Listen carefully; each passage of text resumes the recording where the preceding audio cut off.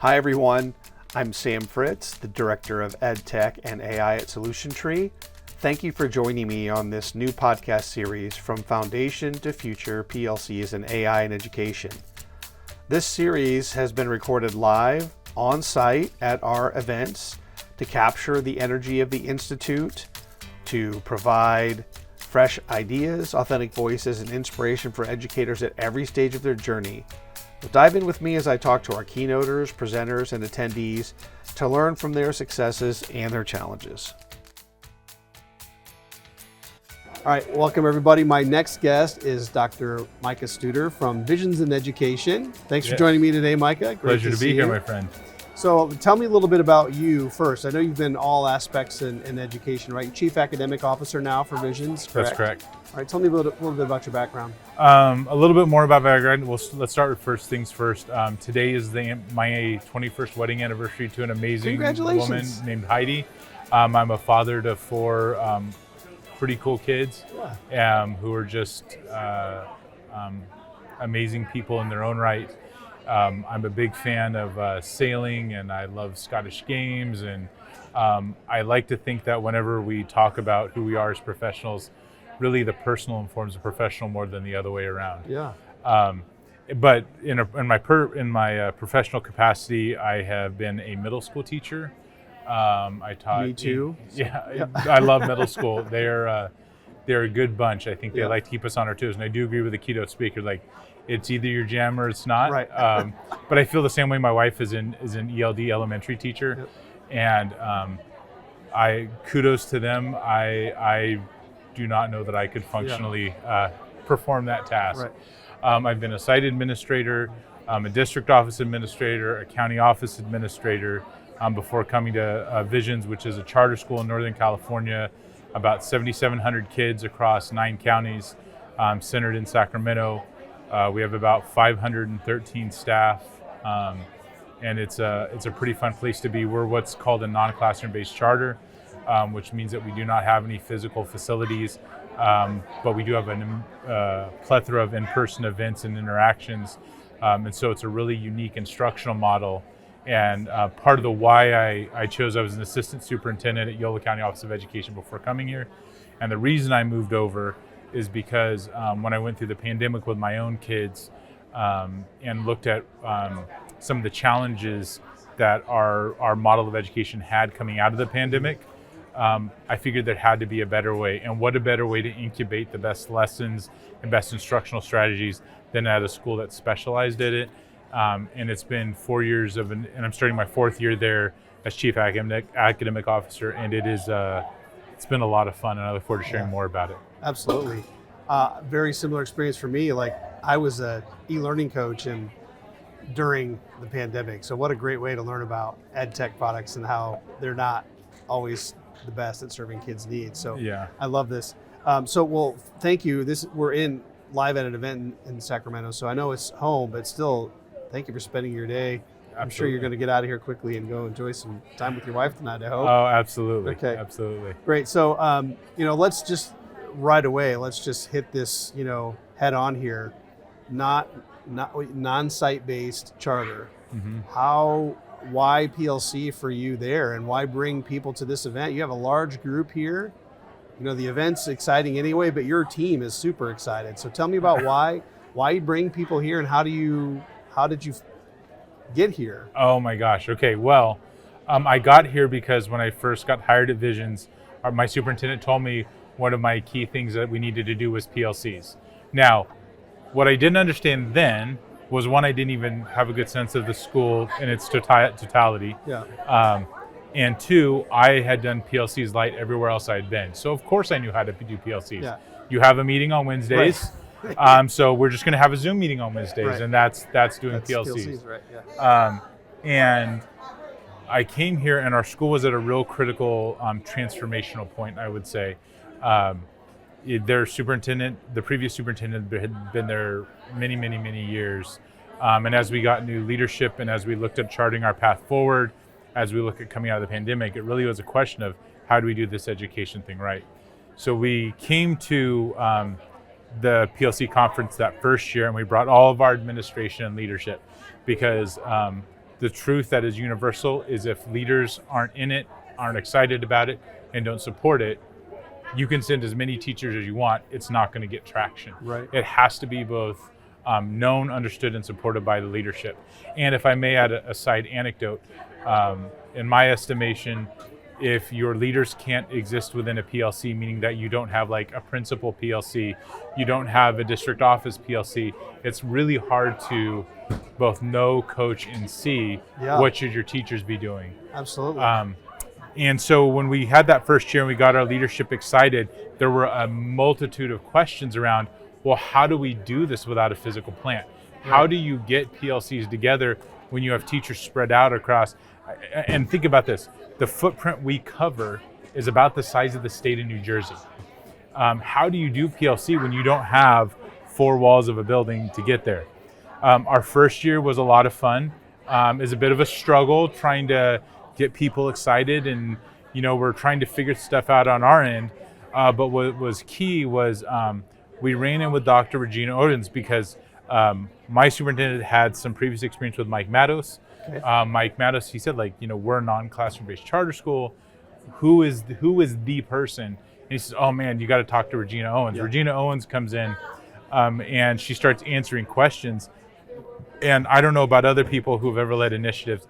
I had a lot of concerns, Here I am looking at our hundreds of teachers, thinking, we're gonna do this. Right. Not quite sure how yet, but we're gonna do this. And as Regina came in, she was very confident. She presented. I know she gave me a feeling of assurity. And one of the things that some of the COVID pandemic funding allowed us to do was not only invest heavily in coming to the events, but it also allowed us to contract with Solution Tree for a coach. And for us, it was a natural fit with Regina as a coach. Yeah. Now, I don't know if you know this, but Regina first told us no. Yeah, she did tell me that actually. Yeah. Because she is a very in-demand coach, and she's quite good at what she does. And I just have to say that Visions didn't take no for an answer. Yeah. Hounded her quite a bit. Really pleaded, begged. I think there was no shortage of tears. And at a certain point, Regina said, okay, because I think what she saw in us, part of my previous role in my superintendent from the place he came from is we worked with adjudicated youth and incarcerated youth and youth in the foster system, homeless youth, youth that were expelled. And part of what drew me to Visions was my superintendent and I had a similar heart for we want to serve students in the system that aren't served otherwise. Yeah. And again, I don't think that part of the beauty of charter schools is you're not trying to say we do it better than everybody else, but the niche that we really want to find is the students that traditional K-12 schooling doesn't fit. Work for. Yeah. And so I think when we shared that with Regina, there was a bit of a heart change, I think, and she got on board with us. And I'll never forget that first year.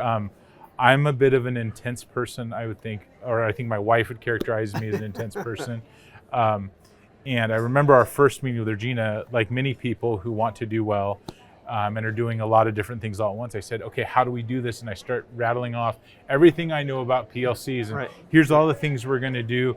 And I just remember one of the things that made our partnership powerful, she says, stop. And I said, what do you mean stop? Now mind you, you understand, Regina's from Texas. I lived about a little over a year in Texas.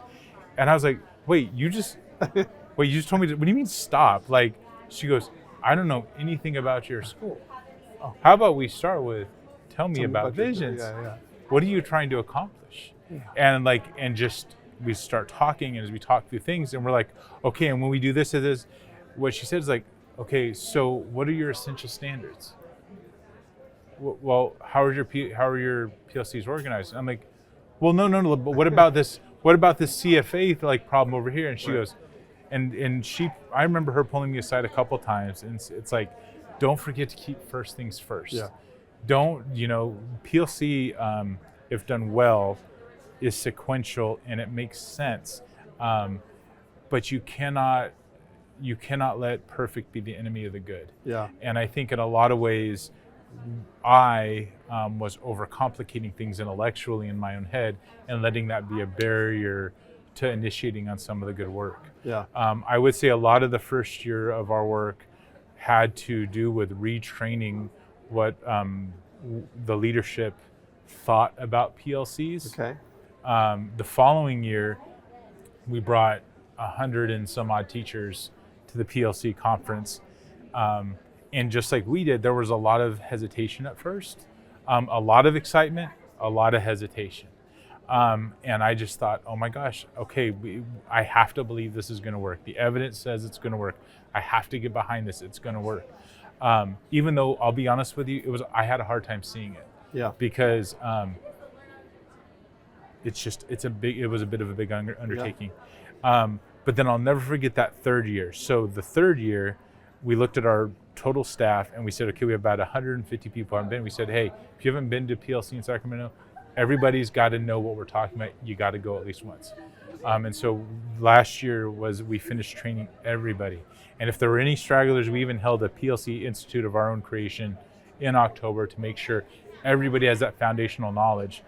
Because what had emerged by the third year was PLC for us is nothing more or less than the framework by which we organize our instruction.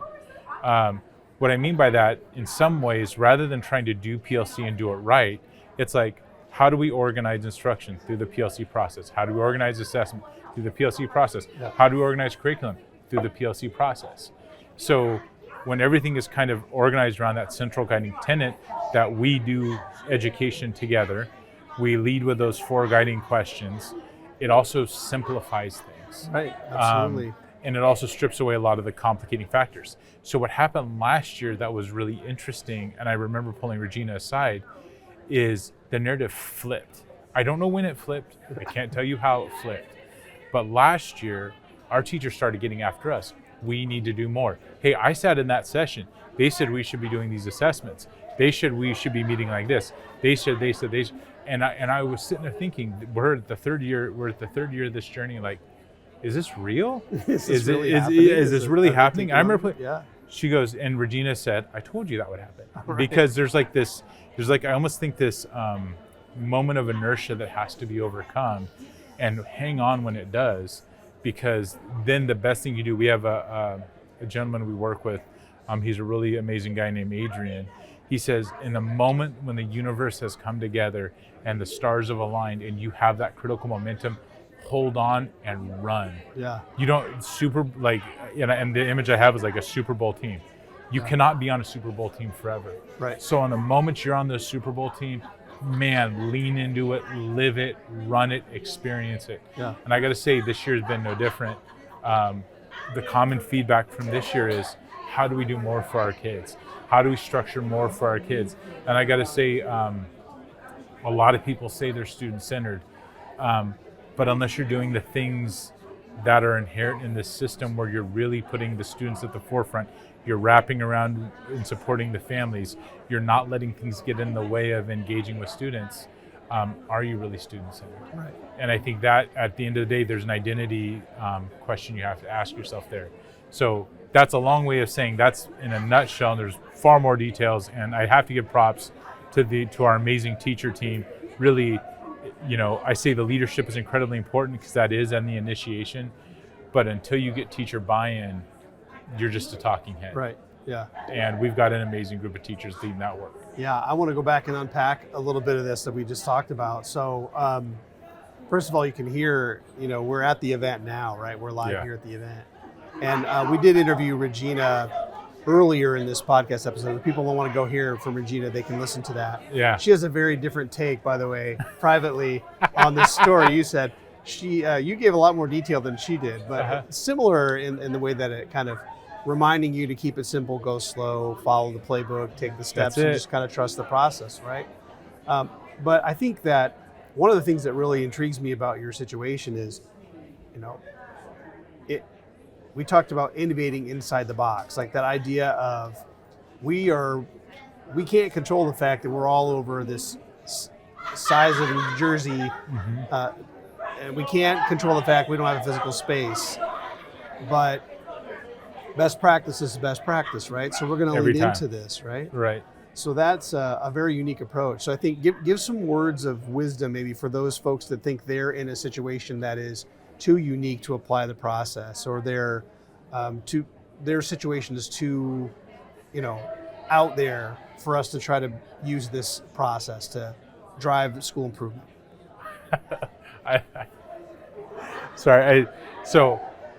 I think it's kind of funny because I would have had a really good answer for that 4 years ago when I started. Okay. And I could have listed to you all the complications for why PLC wouldn't work in an environment like ours. In a lot of ways, the keeping it simple, there is nothing that anybody in education is experiencing that has not happened to somebody at some point, sometime, somewhere. Right. There will always be unique challenges also to every student. Every student has a story. Every family has a story. Every school has a culture. If you want to look for mitigating circumstances for why it's not going to work for you, you're going to find them. That's just a fact of life. Yeah. If you want to find all the reasons that this process won't work for you, then it's not going to work for you. And I would say that the counter is also not true, where if you think it's going to work for you, it's going to work for you. The reality of it is you have to stick with, I want it to work for kids. That's step one. I believe that all students can learn. If you believe that and hold tight to that, then there is a moral impetus to figure it out. Yeah. Because what part of PLC isn't going to work? The part where teachers come together to support kids. So the argument for you're so unique that you think that it's better for an individual teacher to go at it alone by themselves on an island completely. That was my first couple years of education. Here's your keys, here's your books. Right. Good luck, I'll see you for evaluation. But the reality of it is when teachers come together, that's incredibly powerful. You get a group of teachers who specialize in a content area, there is incredible brilliance there. Heck, you apply that to leadership. You get leaders who are committed to student success, coming from a variety of perspectives. That's incredibly powerful. Yeah. What is it you don't believe? You don't believe in essential standards. You believe that you're the unique case that can teach everything assigned to every kid successfully every single time. If you are, kudos to you. You don't need PLC. Yeah. You have figured out something that will make you millions and millions of dollars. Right. I doubt that's the case. Yeah. When they come back to what do you think? Common formative assessments, you think that if we have haphazard approach to assessments and we, all try to reinvent the wheel every time, what is that saying? If you do what you always did, you're going to get what you always got. So again, it's kind of like, and I think this is somewhat of a Reginaism, like, what part of it doesn't work? Sure, you present a part of the PLC process that doesn't work. I'll acknowledge you're unique and it's not going to work for you. Yeah. But to me, when you strip it down to when you look at it at its core components, you're really just looking at what do we want students to learn? How do we know if they learned it? What do we do if they do? What if we do if they don't? Like, answer those questions. I am convinced that there is no context in education, higher ed, TK-12, heck, even preschool, that doesn't apply to. Yeah. And so if somebody were to come to say it's not going to work with me, that would be exactly how I respond is like, what part of that doesn't work for you? Yeah. Now, I think that there are a lot of structural, cultural challenges that are barriers that need to be worked through in concert with your teachers, in concert with your leadership, in concert with your support staff. Like, I'm not saying you can just bulldoze your way through this, right, but you have to believe it's going to work. The research says it's going to work. You have to believe it's going to work. And then it's just a matter of working out the details and going at it long enough, following the playbook long enough to actually start to see the results. And that is what the last 4 years have taught me, is actually trust the process. Yeah. So tell me about, we talked about this before we even got on air here, I guess, about that investment in the human capital. So you've committed. I didn't realize that when we had talked that you'd gotten every teacher here at some point, at least once in 3 years, right? Yes. So why was that so important? Why is it important for you year after year to come back and keep bringing the new staff members, giving people refreshers? Why is that important for your district to devote that money to? I would say whether you're in and again, I think it's important for folks to know that when I talk about this stuff, I've been at traditional districts, I've been at county offices, I've been at charter schools. So when I say when I say what I'm about to say, understand it's not just coming from a non-classroom based charter school perspective. If you limit that collective knowledge and understanding, you are by definition creating obstacles to implementation. The easiest way to find success is to have a common vocabulary, have a common understanding, have a common goal, if you will, for what we're trying to attain. And a shared experience and a shared experience that where you're looking at, do I feel part of a greater community, or do I feel like PLC is Micah's thing? If I feel like PLC is Micah's thing because Micah took his 3 favorite teachers, then I don't want a part of that. But you come here, you see you're a part of thousands and thousands of educators in our area. You feel connected to something much bigger than what you are. And so now I have common language, I have common experience. I'm excited and energized to approach the school year. I know that my school is supporting it not just as a pilot, not just as a test, but they've invested sufficient enough resources that I have, as a practitioner, a belief that it's going to sustain and continue on. Now I'm okay investing in it. Right. I may not fully get it the first time around. I may still have a lot of questions. I may still have to figure some stuff out, but I know that it's not just another thing. Yeah. And we have doubled down on that idea that PLC isn't a thing we do, it's just how we operate. Right. And this is a key part of the how we operate aspect of it, because this is what provides that fuel to all the new staff, to that common language. So when we talk about CFAs, people aren't like, what?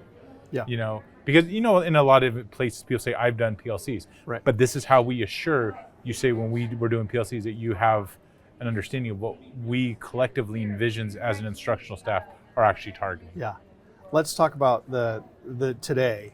Mm-hmm. So right before we talked here, it was team time for you at the event. Yes. I walked down by your room at the beginning of team time, and the energy was amazing as your teachers were about to walk in the room. And I know when we did our pre-call before we talked here, we talked about, I hope that that team time really pays off, because I feel that momentum changing, and I hope I'm not imagining it, and I feel that narrative changing. So during team time, did you experience that? Has that narrative changed? And was that as infectious inside as it felt in the hallway? Oh my gosh, I got to tell you, there are moments, I think in time where, the way I think about it is like snapshots, visualizations, pictures that sit with you.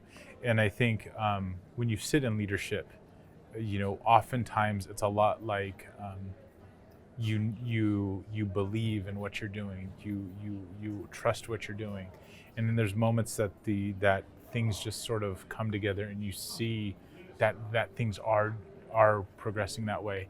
And I would say that as I think we have 170 people here. 170 people sat down in the room, and I'm looking around the sea of people who are abuzz of looking at our PLC goals and modules this year as we strive for articulation of essential standards and CFAs, and that language is in there. Another conversation we had in that room was we have our Mod Severe team for special education, and they're asking amazing questions about how do we make this work for us. And I see all of the teams wrestling with, here's how we're going to be approaching this body of work.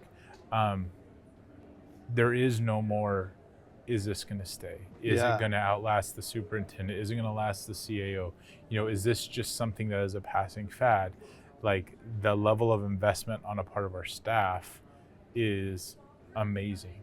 And so I would never say that we've arrived, because I don't think you ever arrive. You're always going to be dealing with fresh new challenges.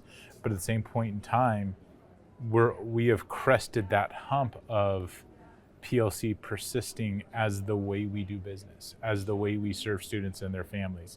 And that is the victory that you can't put a price tag on. Yeah. You crest that hill, man, watch out. Good things are going to be happening for kids. And I got to tell you, we were so like I said, the narrative changed a bit last year, and we started hearing that, like, we got to do more, we got to do more. Our team was crunching the numbers, and I got to tell you that the preliminary test score data is looking like it's bearing itself out. And I think the funny part of that, I say it tongue in cheek, is imagine that you have amazing teachers getting together, agreeing on what they want to teach, teaching it, and supporting kids.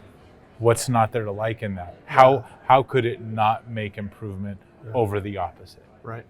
So, well, Micah, that's amazing. I'm so happy to hear that, because I know we don't know each other that well, but I know enough to know that you were hopeful, excited, about the anticipation of that. So I'm really happy that it's working for you. Yeah. So a couple things I want to just kind of wrap up with that I heard you say. I want to just say it again.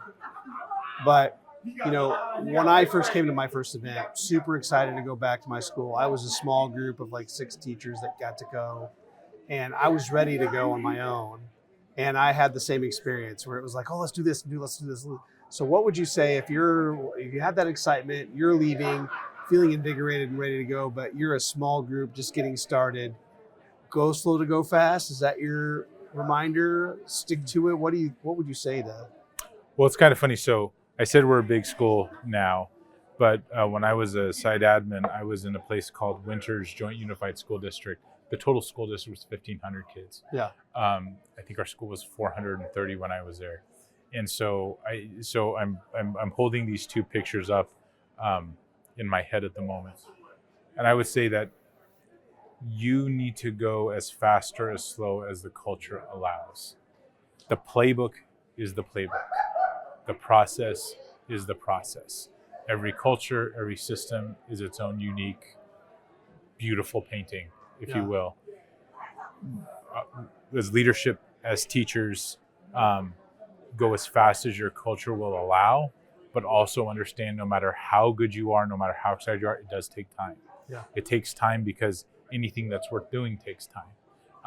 And our students are worth the doing, I guess. Yeah. I really appreciate you spending time with me today. It's been a great conversation. I so appreciate it. Thanks for coming, and good luck with the rest of your year. Thank you so much. It's been a pleasure. Yeah, thank you. Since 1998, Solution Tree has worked to transform education worldwide by empowering educators to raise student achievement. In pursuit of that mission, the PLC at Work Institutes are designed to bring educators together for 2.5 days of shared learning and collaboration. With a brand new 4th keynote, updated content, and dynamic breakout sessions, you'll gain advanced tools to refine your approach and make a bigger impact. To learn more about the full slate of PLC at Work Institutes and to register, navigate to www.solutiontree.com/events-podcast. I really appreciate you tuning in to this new series, From Foundation to Future, PLCs and AI in Education, especially checking out these live from Sacramento episodes. Make sure to navigate to solutiontree.com/podcast to listen to our other episodes, and subscribe today on your favorite app. Thanks for joining us.